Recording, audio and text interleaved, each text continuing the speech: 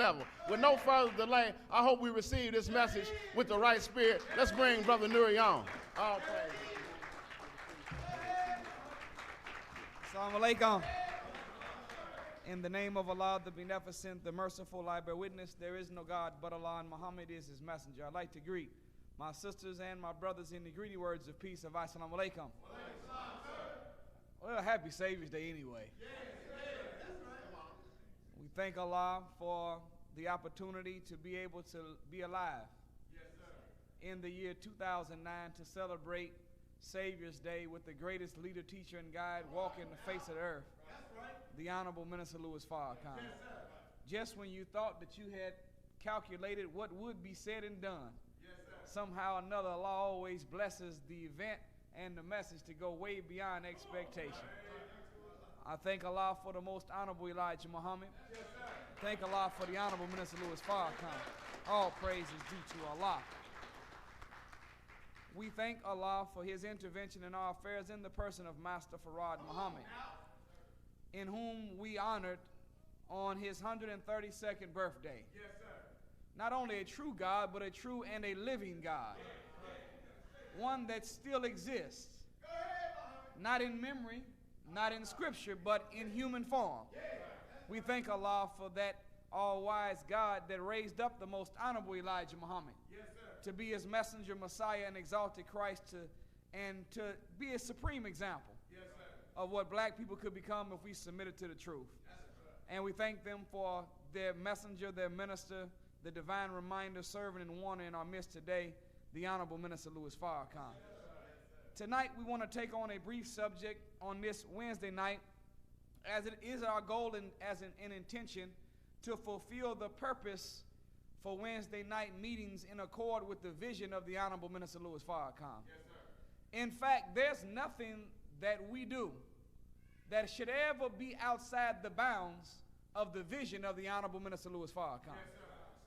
Anytime that a vision comes from Allah through his servant, it is the job of the soldiers, the disciples, the apostles, the companions, and the followers to take that vision and break it down into strategy, tactics, and maneuvers that fit the local situation, human and financial resources you have to work with, and effort being put forth after coming up with that strategy to achieve the vision that the messenger of God has given us.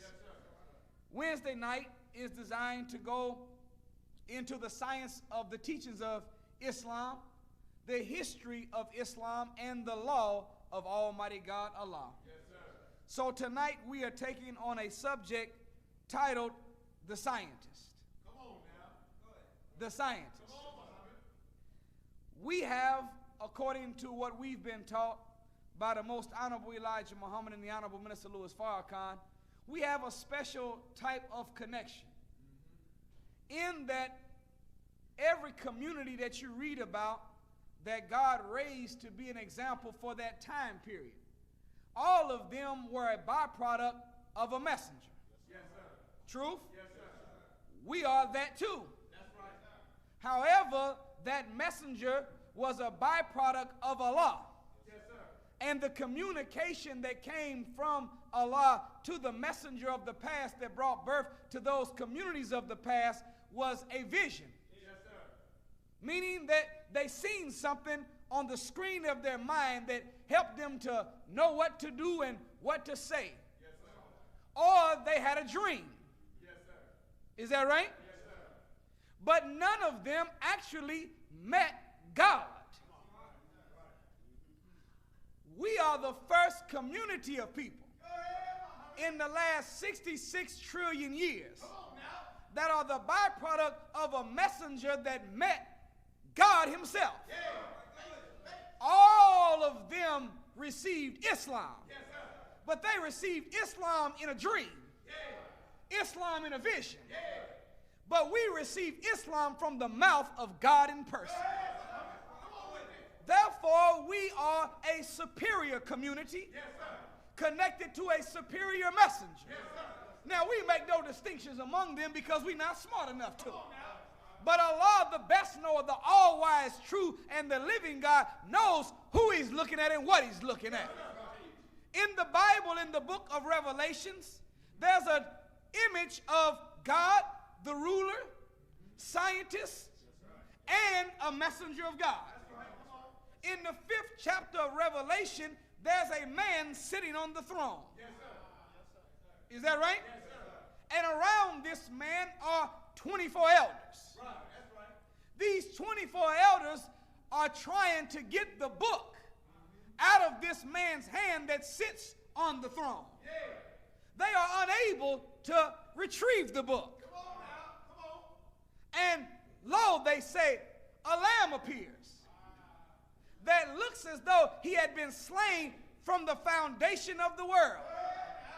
And when he went to the man on the throne, he took the book out of his hand and began to break the seals thereof.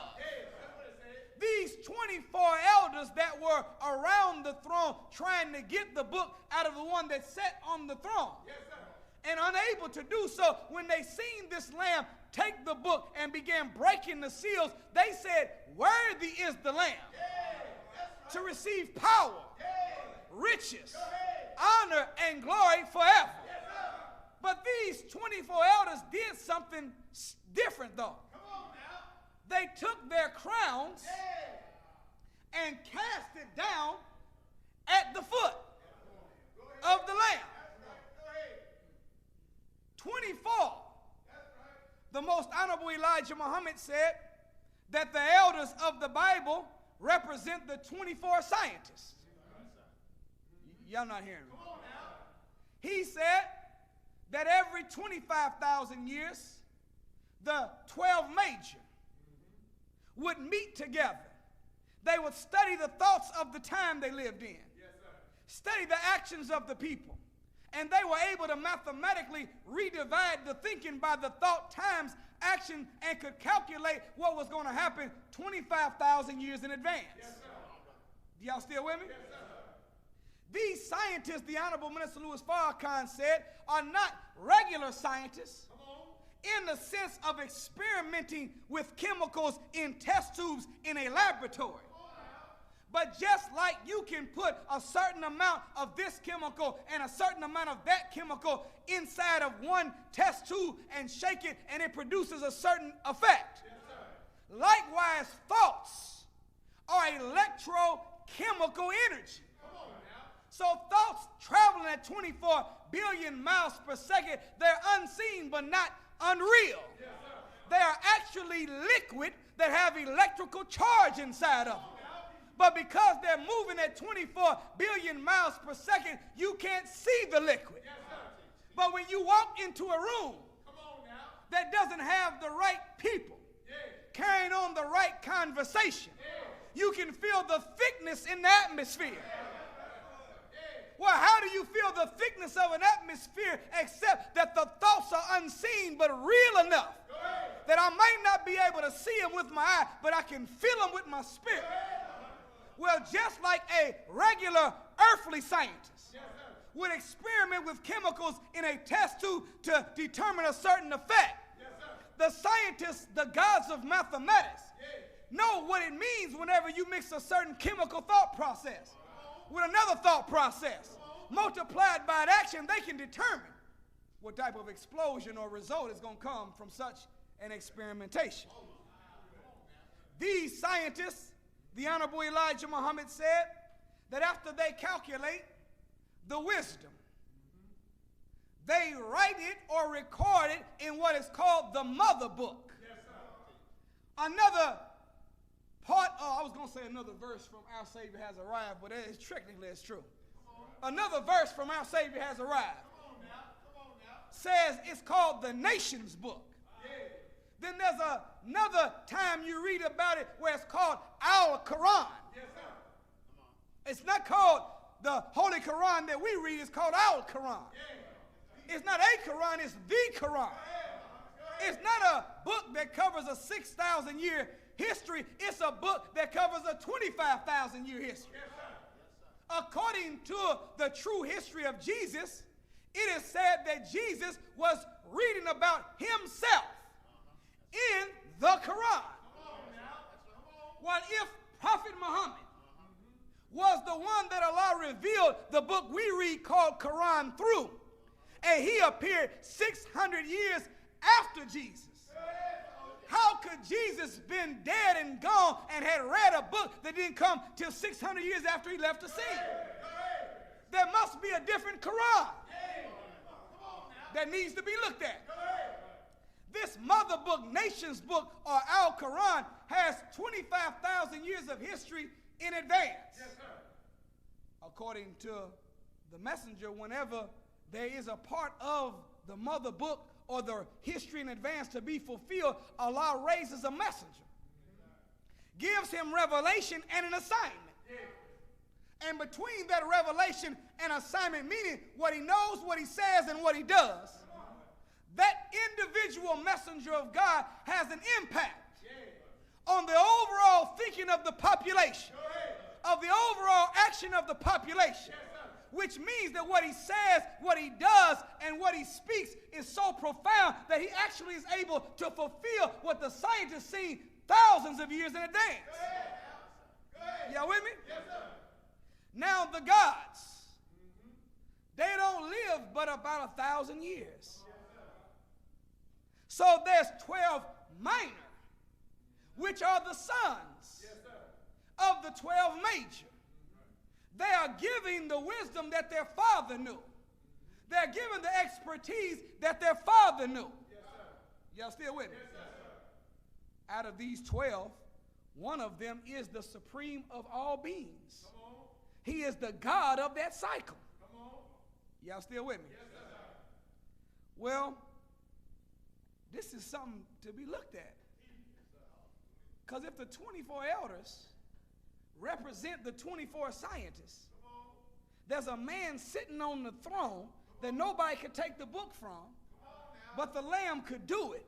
And after the Lamb did it, all 24 threw their crowns down at his feet. When you put head dressing on, head dressing is a mark of wisdom. When you put a crown on, that means you know something. You have some degree of power. Turbans, fezzes, kufis, these are supposed to be exterior emblems of fashion that mark an interior degree of wisdom. Well, if a man is casting his crown down, he's saying that you know more than I know. You have a knowledge superior to what I have. You have more power than I have. Now, if in fact this is 24 of them that did it, one of them was the God. Y'all not hear what I'm saying? So not only did the sons bow to the Lamb, not only did the 11 major bow, but even the supreme being of that time throw his crown down at the foot of the Lamb of God. Now, a lamb is not normally a powerful individual. But this lamb has become powerful. A lamb has a nature. Is that true? Yes, sir. That is humble, submissive. A lamb is very honest. True? Yes, sir. But this lamb had been slain by the foundation of the world. But if you were slain by the foundation of the world, technically you're supposed to be dead. It didn't say that he actually was slain. It just looked like he had been. So now here's a creature that has a nature of honesty, integrity, humility, and submissiveness, but he goes through a circumstance that conditions him to be stronger than what he would be based upon his own nature. You got with me? The lamb is the most honorable Elijah Muhammad. So when he came with a nature, humble, submissive, honest, a man of integrity. But he was born during Jim Crow. He was born during sharecropping. He was born the child of a slave. He was a man that had an alcohol problem and didn't even go beyond the 3rd grade. So he had been slain by the foundation of falsehood and white supremacy of the world we live in, which made him strong by circumstance and God-like by nature, qualifying him to not ask for the book, but take the book. And even the God had to bow to him. All praise is due to Allah. Now, the scientists were always the ones that were involved in major decisions. Here, one of them meets, they're having deliberative and lawful dialogue. Yes, they were. 66 trillion years ago. They came to a consensus that we can't make everybody speak the same dialect. One of them disagreed. Instead of putting forth his effort to be in congruency and agreement with the other 11, he decided to break the ranks and go do his own thing. Deceptive intelligence. That was rationalizing disobedience against the gods and the God. They told him he couldn't do it, so he tries to do it anyway, gets dissatisfied, disappointed, unable to achieve his objective, drills a shaft down, blows the planet up, puts the moon out there. Truth? 50,000 years ago, there's another deliberative dialogue session. 12 meet again. They come to a consensus that we don't agree with nobody going to the jungle to conquer no beast. Because in order for you to conquer anything, you have to begin to think like what you conquer. In order for you to develop traps for them, you got to think like them. In order for you to catch them, you got to think like them. To defeat them, you got to know their strengths and their weaknesses, so you got to become a part of them. And in order for you to conquer the wildlife, you got to become wild yourself. That's not a good choice. But one of them said they're going to do it anyway. Broke ranks. Deceptive intelligence. Rationalizing. Disobedience against the God. Technically, by definition, these were devils. Did y'all hear me? By definition, they were devils. What is a devil? A devil, according to the Closing the Gap from the minister, he said that the physical grafting process is only a sign of the spiritual grafting process. When you marry lighter on with lighter, you're marrying weak people with weak people. Until you produce the weaker form, which makes them more prone to wickedness. So whenever Allah allowed Yaqub to graft the devil, he said that he made them weak and wicked. He couldn't have made them strong and wicked. Because if they were strong, they wouldn't have been prone to being wicked. In order for you to become wicked, you got to become weak. So I'm getting ready to steal something. Because I'm too weak. I'm too lazy to think, to plan, to actually put forth some effort so that I might earn the money that I want. So instead of being strong and earning it, I'm going to just steal it. On the table talks with the Honorable Elijah Muhammad, that CD at Savior's Day, there was one of the secretaries that said that a sister had wrote the Honorable Elijah Muhammad about her husband and said that he was justifying being wrong or shady with white people, getting money from them, swindling them out of money because he was giving it to the cause. Boy, the messenger is so, oh man, so beautiful. He said, Allah don't make thieves. That's not our product. He's not our product. Allah doesn't make a thief. Look what he said. Why should you steal something? Allah has everything and he wants you to have it. So all you have to do is go to him to get it. You don't have to steal anything. Man, that's beautiful.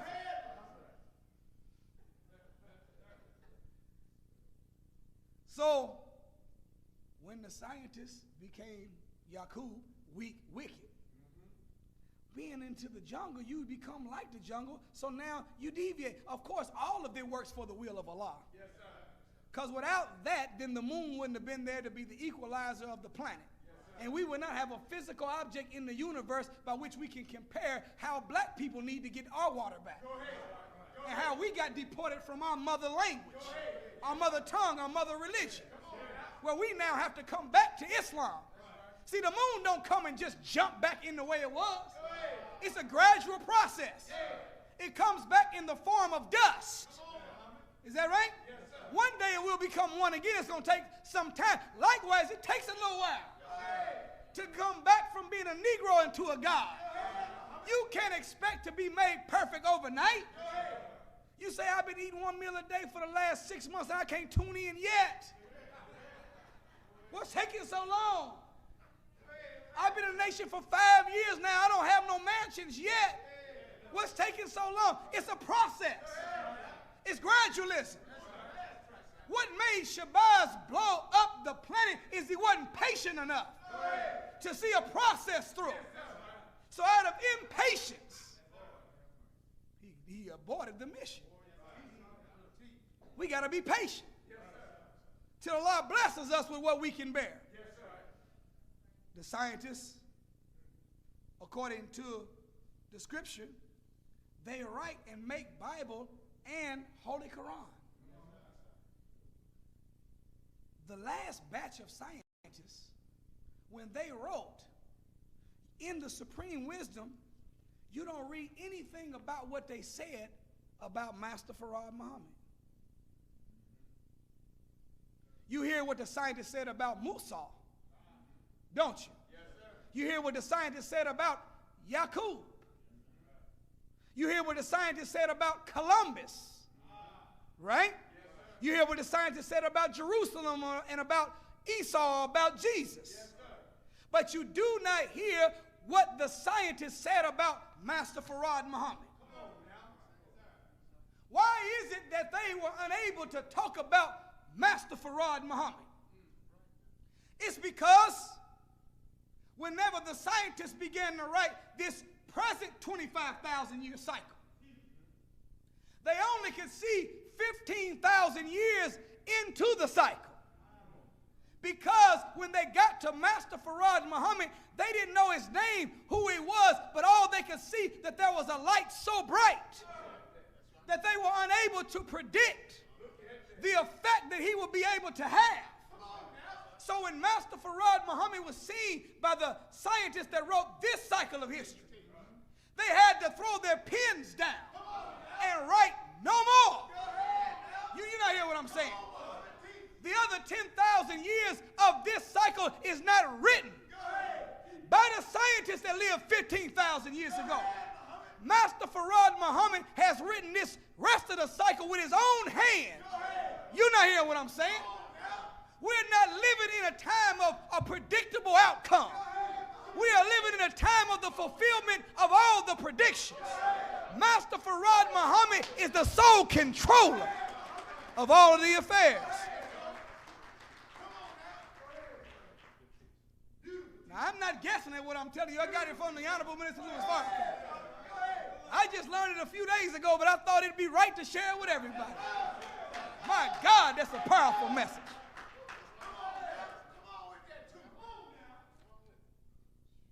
So the 24 elders, they threw their foot, they crowned down at his feet. Because the God that came, his light was so bright, but then he reproduced himself. And he made one that had a wisdom superior to even the God of this last 25,000 year cycle. The God and the gods did not know what the one man knew. You're not hearing what I'm saying. There's a new heaven and a new earth and a new Jerusalem. There's a new government, a new culture, a new diet. There's nothing that you can study of the past to predict the present. You're not hearing what I'm saying. There's no God. You can't study Cuba to learn what God's government looked like. You can't study even Iran, Venezuela. They're better than the rest of the world, but they are not the government of God. Did you hear what I said? They are like a small atom sign, but they are not nowhere near part of the even picture. That which Allah will bring through his messenger, no eye has seen, no ear has even heard. Wait a minute, it hasn't even entered into the hearts of men. So a man has not even thought about what Allah is getting ready to bring into existence. Boy, this is beautiful. Now, the scientists deal with experimentation. Is that right? Yes, sir. However, scientists are not limited to just the 12 major and the 12 minor. The Honorable Elijah Muhammad said that during the time of the judgment, that there will be 2 scientists on every corner. You didn't hear me. To give you guidance on where to go. To be able to look down on the judgment of this world. And they will ask you basic, fundamental questions about your faith and your position. They will know what you're made of based off of the answers that you can give. And if you cannot answer in accord with the current time you live in, if you're not connected with the word, the instruction, and the vision of the moment, then you are answer. You might say, I'm such and such Muhammad, I'm so and so 3/8. But if you don't know the current instruction,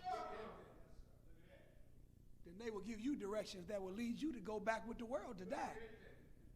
And you won't make it to the hereafter or to the safe spot. He said, the Honorable Elijah Muhammad, that there are 4 or 5 scientists on the wheel that are actually navigating the wheel.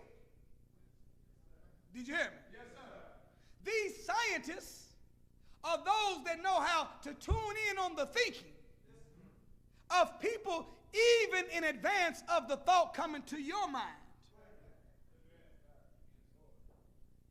Man. Do you know, brothers and sisters, that we don't have an original thought? You didn't hear what I just said. There are no original thoughts in the world we live in right now. Everything you think came from somebody somewhere. You just don't remember how you got it or where you got it or who you got it from, but it came from somebody. This is why the Honorable Minister made the question. He said, whenever I go back to the messenger, I want to ask him, is there more than just his physical existence? The messenger has not given him the answer, yes, there is more.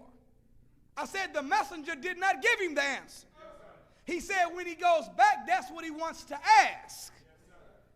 Is there more to life than what in this physical world? But he did not answer him yet. Did y'all hear me? He said, I want to know because thoughts, this is the minister, thoughts are real. Well, if thoughts are real and they travel through space and time, then why did the messenger call it the radio in the head? To be able to listen to other people's thinking. Does that mean that people have their own frequencies? And just like you can turn your radio to 88.7 and pick up the classical station and then turn it to 106.7 and from the same air, you're pulling a signal down out of the air. That means that the melody, the beats, the lyrics are in the air. When you're talking on the cell phone, no wires attached. It's called airtime. You are transmitting a signal, and within 2 or 3 seconds from one side of the country to the other, you can interpret what somebody said. How did the words get there? They shot by an amplified device called a phone into the atmosphere, picked up by a satellite, and redirected to another device.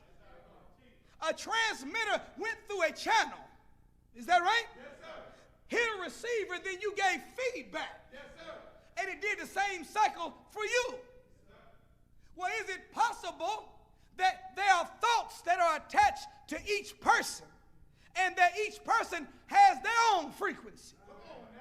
And if my mind could be tuned up better than a TV, Yes, sir. better than a radio, Yes. could I tune to the station of Brother Daniel or to Sister Ramitha and be able to get from the atmosphere what my brother and sister is thinking about without them ever having to dial no phone number or even hear their words spoken out of their mouth? Did y'all hear that? Yes, sir. So, why is it even important to talk about the scientists? Because the messenger said he came to put us on the level of the scientists. Listen to the language, though. The messenger said that scientists don't wait for things to happen. You didn't hear that. One of the marks of a scientist is that they're never sitting around reacting to stuff. Yes, sir. They're always thinking, strategizing, planning, sowing seeds in the present to try to produce some results in the future. Yes, so when they get to the future, they are looking at, analyzing what is the product of my past thoughts, words, and deeds. Go ahead. Go ahead. Did you hear that? Yes, sir. He said that if we were to clean ourselves up for 20 to 35 years, yes, then we would be blessed with the gift of being able to tune in on the thinking of people. Yes, sir. Man, I don't think y'all hear what he's saying. Come on now. Our power, brothers and sisters, is really in our righteousness. Yes, sir. It's not in what you read. Go ahead. Go ahead. It's not in who you know. Go ahead. It's not in the amount of money you have in your pocket. Your real power comes from your righteousness. Yes, so the messenger in Theology of Time said, if you clean yourself up inside and out, that means you think right, and you eat right. That's right. By thinking right, eating right, being right, then you will have the power to tune in. You can't go to the library and pick up a book. You can't Google radio in the head. You can, but they lying. You can buy a book, but it ain't the truth. You can do all the memory exercises that you want, but if you're willing to be a thief and a liar and a robber, you ain't getting ready to get no tuning in power. You got to be clean inside and out. We got to get it together. That makes sense? In fact, the Hebrew word for power is, I just studied this today, Dubai or Duban, which means virtue. So every time you read about power and dominion, power to do such and such in the Bible is really talking about virtue. Yes, sir. And it says by way of virtue you are blessed with ability. Yes, sir. Does that make sense? Yes, sir. The scriptures say in the Bible, Paul talking that a man is the one that sows. Yes, sir. But only God can give the increase. So it's not enough to do right. You got to be right. And doing right means that you are doing what it takes to achieve a certain result. And being right means that you are developing a relationship, a moral compass of expression in accord with pleasing Allah that causes your good deed to bear fruit. You cannot just do right. You got to be right. You can't just do good, but be good. And whenever we are doing good, being good, doing right, and being right at the same time, then the synergism of doing the right thing and being the right person causes Allah God to bring fruit all the time. That's the way it works. Y'all all right? In closing, the scientists deal with experimentation. Is that right? Yes, sir. However, a scientist, the scientists that we're talking about, they're not engaged in necessarily physical experimentation.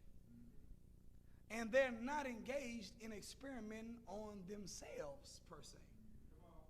Does that make sense? Yes, sir. They are looking at thoughts and patterns. And based upon thoughts and patterns, they come to conclusions. Yes, sir. Well, we have to learn by experimentation, but really as a last result. Did y'all hear me? Yes, sir. Fools learn from their own mistakes, while wise people learn from others. Yes, The Holy Quran does not tell you to continue to become a crash dummy. It doesn't say that, does it? In fact, it gives us guidance to teach us to look around ourselves. Is that right? Travel the earth and study the ends of those that have gone before you. The end is the result of a process. Okay, what is the person I'm looking at, and what was the process that got them there? Am I doing the same thing? Okay, when they was 20-some years old, 30-some years old, this is how they thought, acted, and done. This is what produced them. Do I want to be that? No, I don't. Well, if I don't want to be that, I cannot continue to do what they did. That makes sense? Brother Jabril writes in one of the articles that the methodology of wise people's learning is called a formula called CORE. CORE. Number one, CORE, communication. Communication means that you transmit, right? Yes, sir. Through a channel to a receiver, and then you get feedback. That's the first phase of learning. You have to talk to other people about situations, circumstances, and really self. Because your eyes are made to look out. You and I cannot see ourselves. We need help seeing ourselves. So whenever we communicate with somebody and we get their honest feedback, we are learning how to better ourselves. Truth? The greatest channel that we can communicate through is the teachings of the Honorable Elijah Muhammad. The messenger's wisdom is so powerful that it does not have to be a subject specific to the problem. Did y'all hear me? Yes, sir. You can be going through a marital problem and start talking about how Yaqub grafted the devil. And you will engage in that conversation for 8 minutes and 20 seconds and find the marital problem that went away. That's right. That's right. In fact, if you study the teachings, the dumb, regular, everyday Negro problems, the messenger don't even talk about them. Does he? You don't hear him talking nothing about how do you deal with a child that's bucking in your household? How do you deal with a lying child?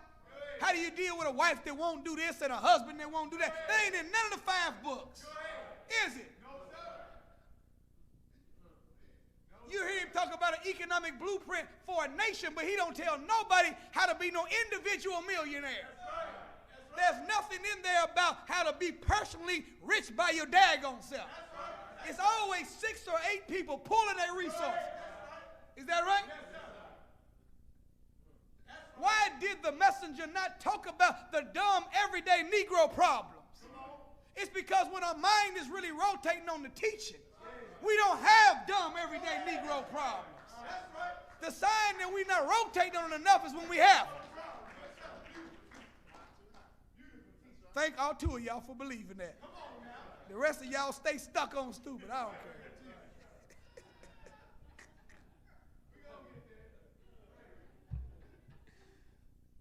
Communication. All conversation has an energy level. So teaches the Honorable Minister Louis Farrakhan. The highest form of energy that you can get out of a conversation is when you discuss the revelation that Master Farah Muhammad gave the messenger. Yes, sir. Right? Yes, sir. The lowest form of energy that you get from conversation is when you're slack talking, gossiping, backbiting. In fact, this conversation does not have any energy in it. It actually takes your energy from you. So to engage in that type of conversation is not only going to not help you, but it's going to hurt you in the process. Second, the O, observation. Meaning you looking around. There's always 2 examples. There's always an example on what you should be and what you shouldn't be. Is that true? What you should do and what you shouldn't do, that's just the way that God made it. Allah, when he raises a messenger up, he raises 2 other things with him. an enemy and a community. Is that right? The community to be a support system and an enemy to be an opposer to. It's always going to be a negative and a positive example. So observe. You don't have to judge nobody.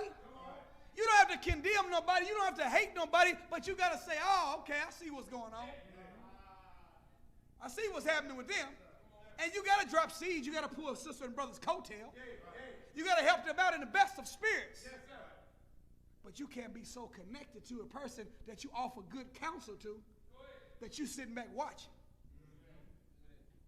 I told him how to lose weight.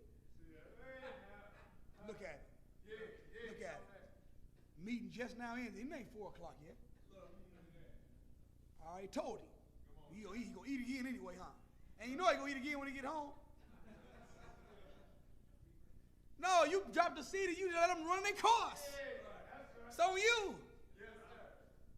But at the same time, you say to yourself, you know what, I'm not doing that. So that's observation. Third is reading. So we have to be reading, picking up books and actually reading. The spoken word is not a substitute for the written word. The written word has a deeper impression on the mind when you study it. When you read something, it goes deeper into you because you're not just hearing a voice. When you read, you are visually seeing the word. And you are hearing your voice. In your own mind, reread what you're looking at to yourself. So you are doubling the possibility of the impression of the wisdom being put on your mind by reading versus just listening. Y'all with me?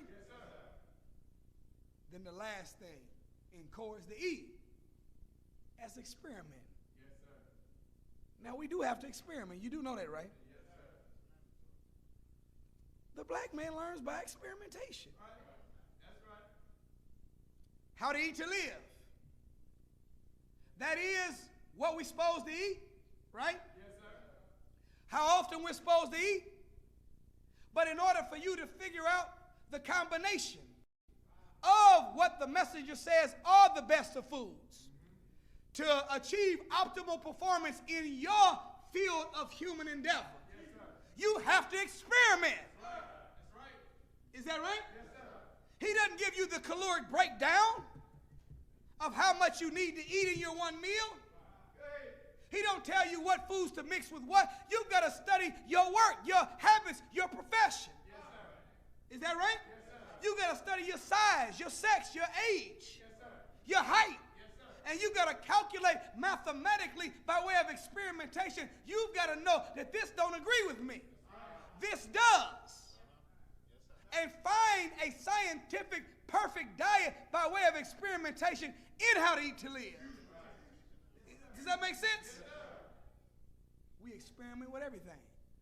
How do I have to have my mirrors in my car? How do I have to have my seat? See? What are those self-achievements that I have to engage in on a daily basis that are inside the law of God in order for me to feel like I need to feel? How much studying do I have to do in order for my soul to be satisfied? How many papers do I have to sell in order for my soul to be satisfied? So the greater you are in your faith, the more you have to expect from yourself.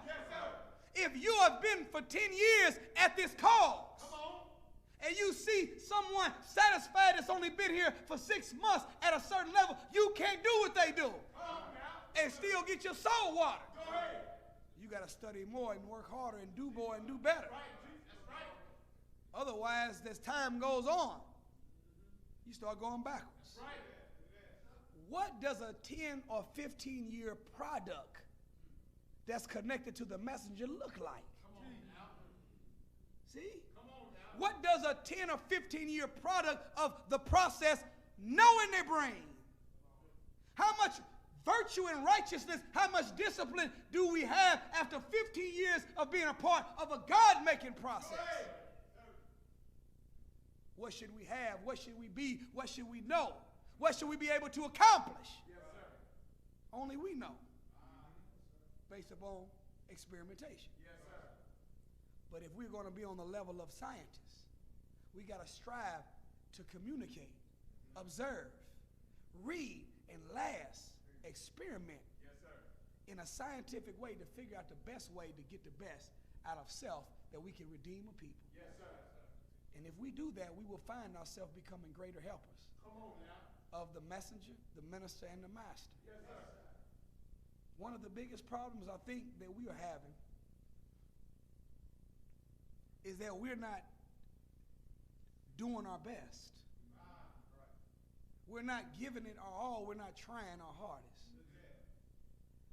And the more that we accept a mediocre expression in this, an average way of doing that, this is all I'm going to do. This is sufficient enough.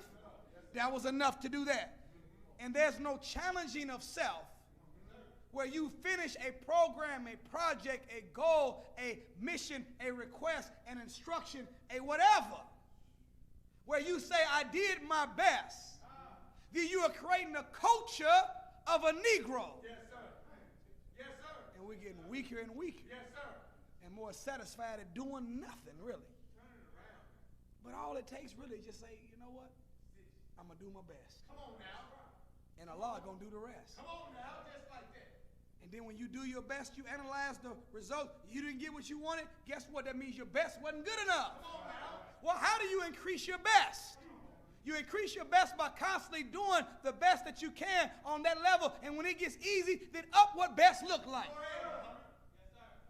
And the more we continue that process, then we'll be able to see in the 10 or 15 years that we have improved and we have advanced. Come on now. And we are a better product of a process of God making. We are the scientists now. Yes, sir. Not waiting on something to happen, but actually mixing the chemical of thoughts in our own brain. Times our action and redividing it by our thinking to determine days, weeks, months at least. Maybe not thousands of years yet, but at least some weeks in advance. What I think is going to be the end result. And if we do that by Allah's grace, then we'll be able to prove, not just to ourselves, but to the world, Yes, sir. that God did come to make gods. Because we are walking with experimentation and proving it by the testimony of the deeds of our own hands. Thank you for listening. I greet you in peace. Assalamu alaikum.